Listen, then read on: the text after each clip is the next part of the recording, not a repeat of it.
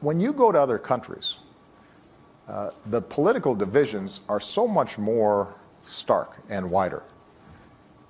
Here in America, the difference between Democrats and Republicans, we're fighting inside the 40-yard line.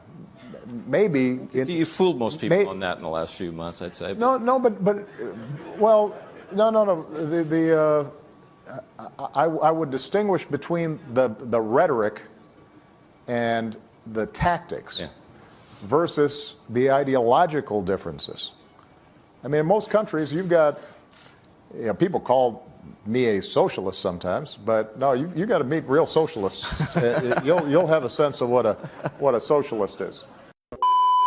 When I talk about democratic socialism, I'm not looking at Venezuela. I'm not looking at Cuba. I'm looking at countries like Denmark and Sweden. We're capitalist.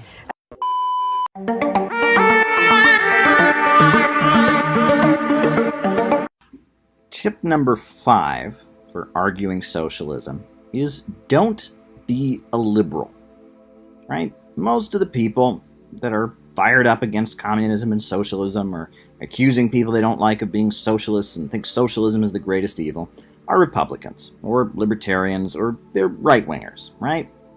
And they're used to arguing against liberals, right? They're used to arguing against Democrats, maybe Bernie Sanders, maybe Ocasio-Cortez. But socialism is not liberalism. Liberals want to adjust the capitalist system to make it more humane. Socialists want an entirely new system in which the banks, factories, and industries are organized to serve public good and not profits. Liberals and socialists are not the same thing.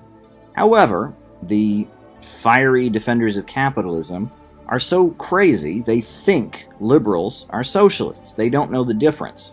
So, in the course of arguing with one of these defenders of capitalism, do your best not to sound like a liberal. Don't repeat liberal talking points, don't make liberal arguments, don't do anything that makes you sound like a talking head from MSNBC or the Young Turks or anything like that.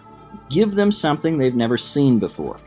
Give them actual socialism. Don't give them liberalism. These folks have been trained to argue against liberalism. But remember, you're not a liberal, you're a socialist.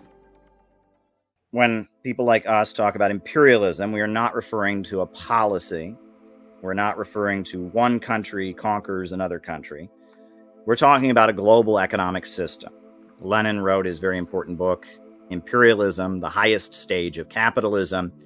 And in that book, he talked about how capitalism, the economic system in which the banks, factories, and industries and centers of economic power are operated for the profits of a small group of owners, it had entered its stage of monopoly, in which a few big corporations, trusts, cartels, and syndicates dominate the economies of Western countries. Britain, France, Germany, the United States, the Western countries are dominated by a few ultra-monopolistic corporations. Banks, houses of finance sit at the center of the global system of imperialism. And Lenin lays all of this out there in his book, Imperialism, the Highest Stage of Capitalism. We are living in the era of monopoly capitalism, imperialism.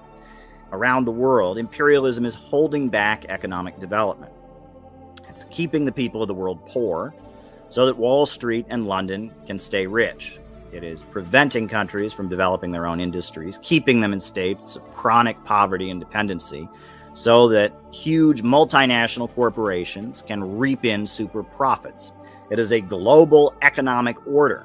And when a country breaks out of imperialism, when you have a country like Cuba or Venezuela or Iran or Russia or China, when a country breaks out of imperialism, they become the target of imperialist attack. Wars are waged to enforce this economic system of imperialism. Troops are sent in to crush independent governments that might emerge. Sanctions are imposed on countries as economic warfare. The USA loved Russia when it was deeply impoverished, but when Russia broke free with the Bolshevik Revolution in 1917, started raising itself up out of poverty, the imperialists couldn't stand Russia. We had the Cold War. The imperialists loved China when China was poor, but when China broke free with the Chinese Revolution led by Mao Zedong, at that point they hated China. The USA has done everything it can to crush Russia and China because they're competitors. Because now Russia has raised itself out of poverty. It's lifted its people up. It's, industrialized. It's wiped out illiteracy, prevented space travel. China is now the second largest economy in the world. They hate Russia and China because they broke free from imperialism. They developed, they raised themselves up. And now all over the world, people are buying their natural gas, not from ExxonMobil, BP, Shell, or Chevron, but from Gazprom and Rosneft. Russia is competing with the Wall Street imperialists on the global energy markets. They're not a captive market having to buy their oil and gas from the United States. Instead, they are competitors with the Wall Street oil and gas monopolies. And China, instead of being dependent and having to import cell phones from the United States, they built Huawei Technologies, the biggest telecommunications manufacturer in the world. And they're competing with Apple and Samsung and Western companies and Verizon in telecommunications. They don't have to import their steel from the United States or from German steel companies. Instead, China makes half the steel in the world, and people around the world are buying their steel from China. The imperialists don't want any competitors. They want the world to remain poor so that they can sit at the top as monopolies. They want to hold back development. They want to keep the people of the world impoverished so that they can maintain their monopolies. U.S. imperialism being the main enemy of the people of the world and the people of the United States. Mao Zedong said imperialism is oppressing the people at home, and that the people of the United States will gain their liberation by standing arm in arm with the people of Africa and Asia and Latin America against the imperialists. This is Marxism-Leninism. That the same big banks and corporations that set up the prison industrial complex are the same big banks and corporations that colonize and exploit people in Africa. That the same big banks and pharmaceutical companies that set up the opioid epidemic and made billions of dollars pushing doctors to overprescribe medications. These same big banks and corporations are dominating the world, preventing countries around the world from developing their own pharmaceutical industries, maintaining a captive market over the control of drugs and medical supplies.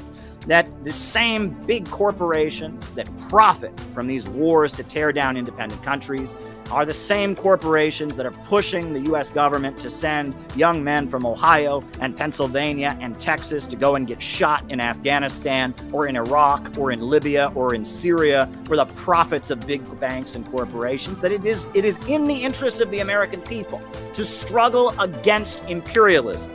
That the big corporations, the Wall Street monopolists, are not patriots. They are not loyal to America. They are loyal only to their profits. And they have sold the American people down the river. They have presided over deindustrialization, decreasing the living standards of the American people. And it is in the interest now more than ever before for the American people to join with the struggles of the people in Russia and the people in China and the people in Venezuela and the people in Iran and the people all across the world in the struggle against U.S. imperialism. This is the basis of our ideology. This is what Marxist-Leninists, what socialists, 21st century socialists, scientific socialists, anti-imperialists, patriotic socialists, whatever you want to call us, this is what we believe. That the imperialists are traitors, that we share a common destiny with the people of the world, that the black nation struggling for liberation from the colonization and exploitation has a common destiny with the American working class. The entire American working class should stand with the black freedom struggle, that the entire American working class should stand with the immigrant workers against discrimination against the immigrant, that the entire American working class should stand in solidarity with the countries around the world struggling against U.S. imperialism. This is the basis of what we believe. It is the economic analysis that lays the basis for anti-imperialism, for Marxism-Leninism.